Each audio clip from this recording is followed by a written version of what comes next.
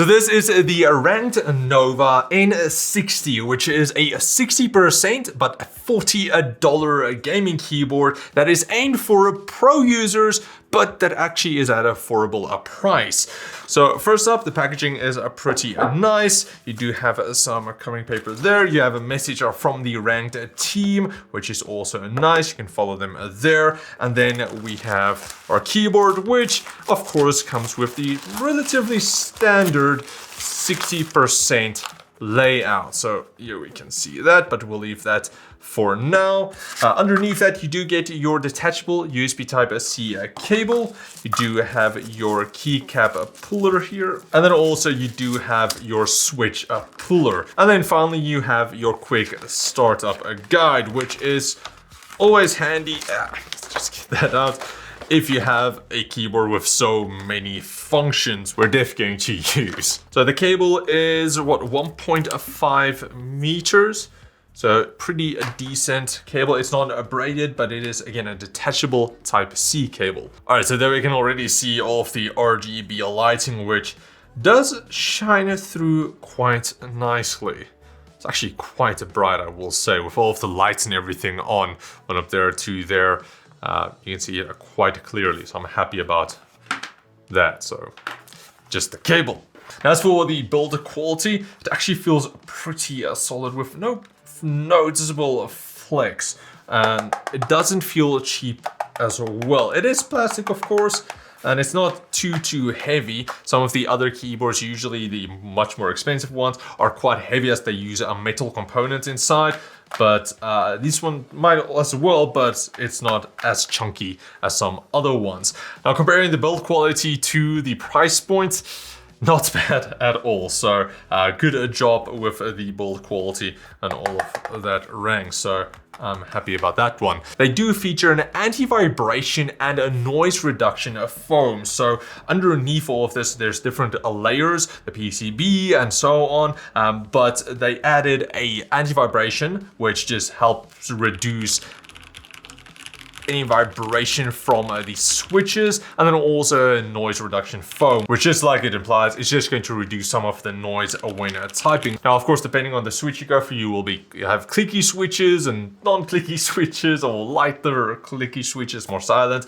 You're not going to get that loud thump when typing on the keyboard, which again is just a nice small feature, so I do appreciate that. Now, when quickly taking a look underneath the keyboard, there's not really anything crazy going on here. You do have your 4 anti-slip pads in the corner, and unfortunately no height adjustable. As for the keycaps, they are PBT double shot, and they do feel very nice. The spacebar is nice and smooth. The other ones are also, there's no rough texture on these, which sometimes can help with more grip, although you don't usually think that you need grip when typing, but these ones are entirely smooth. So it depends on what you would like. But again, these are double shot, and also again, depending on the keycap, you do have some commands on the side here as well for your secondary functions with your FN keys. But overall, the keycaps do look and feel pretty good, and the RGB does shine through nice and clear between all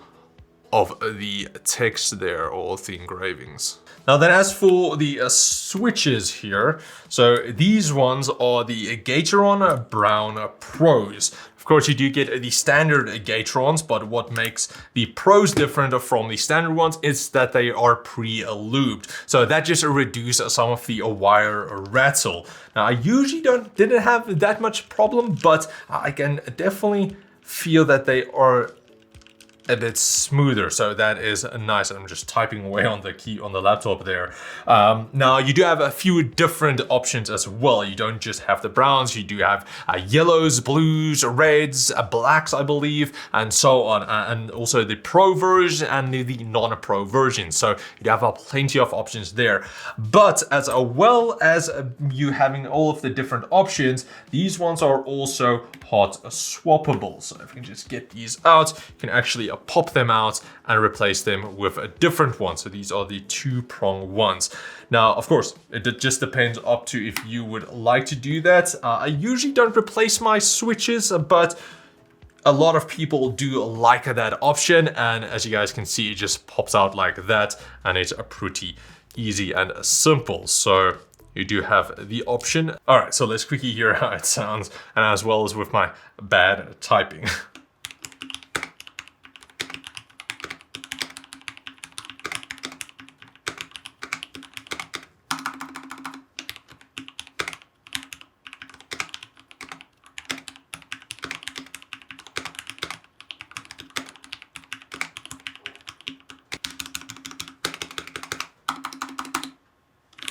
Now again, because of the smaller size, you do have all of your secondary functions, which is printed in a blue on the side of the keycaps here. So down here, guys can see all of the FN function keys going to F12. You do have your magic FN key, which we'll take a look at that. You do have your Windows lock key. You have your FN key 1 and FN key 2. You have insert, delete, page down, page up, and home and script there.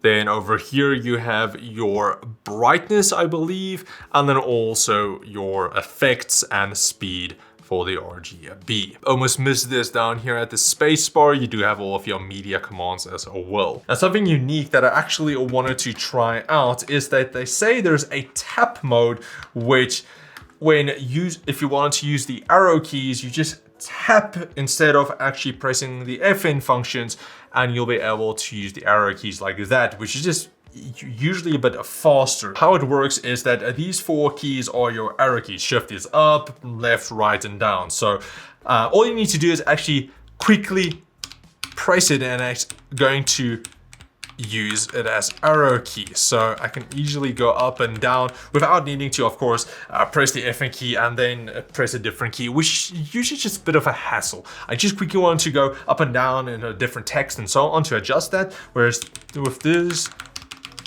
it just works like that, which is actually pretty handy. Now, if you want to actually use the shift, all you need to do is press, hold, and then tap, and that works. Same for control. Let's say control C, you'll be able to copy like that, control V, and paste as well. And there I deleted a lot. So I do find that actually quite interesting. And I think from all of the keyboards that I reviewed, this is the first time that I'm actually seeing that on a keyboard, which I really do think that all keyboards at this small form factor should have. That's actually really nice and simple. All right, so fast forward a bit, it's been a couple of weeks, but I finally had some time to actually use the Ranked Nova in 60 for a bit and see actually how it is. Now, mostly it feels like the majority of these 60% tiny keyboards, it's the same height. The keycaps are a bit shorter or shallower than some of the other keyboards, so that's actually a bit nice.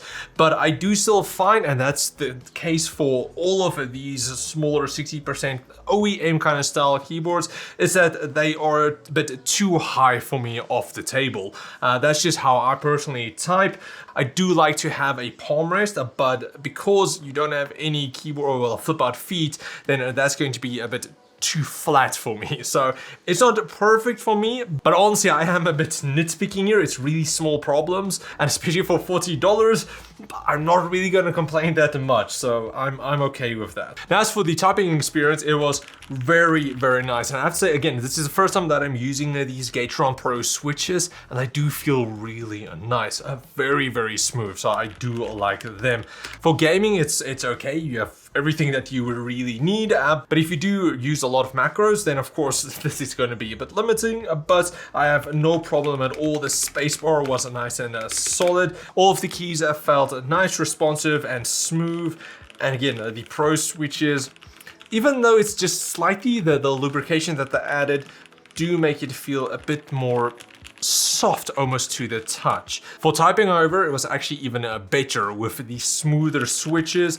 It was actually very, very nice. Now, I did take some time to, again, get used to the smaller keyboard. I primarily use larger keyboards because I do actually use a numpad. So that, unfortunately, was a bit of an issue for me. But if your workflow doesn't revolve you needing a numpad, then you already know that 60% isn't going to be a problem for you. So honestly, again, for $40, this is a steal, I will say. The RGB looks incredibly smooth. It's incredibly bright as well, much brighter than majority keyboards, 2 times or even 3 times the price. So I'm happy about that. The switches are really nice. Now, of course, you can get them on other keyboards, or you can even buy them separately and install them in a different keyboard.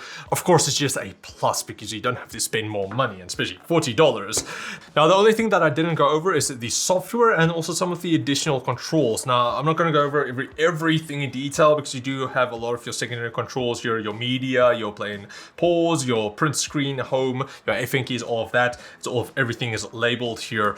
But where it actually is pretty handy with the software, I'm actually happy that they made a proper program. A lot of these smaller companies, I will say, or the Chinese brands especially, the software is horrible. So I'm happy what they actually made here. So the first tab is all of your global settings, your device infos, firmware and everything. You can turn on your tap function and also the sensitivity of that as well. So you can play around with that depending on what you need. You have your magic function as well, where you can turn it off. You can add that to the FN 1 or 2.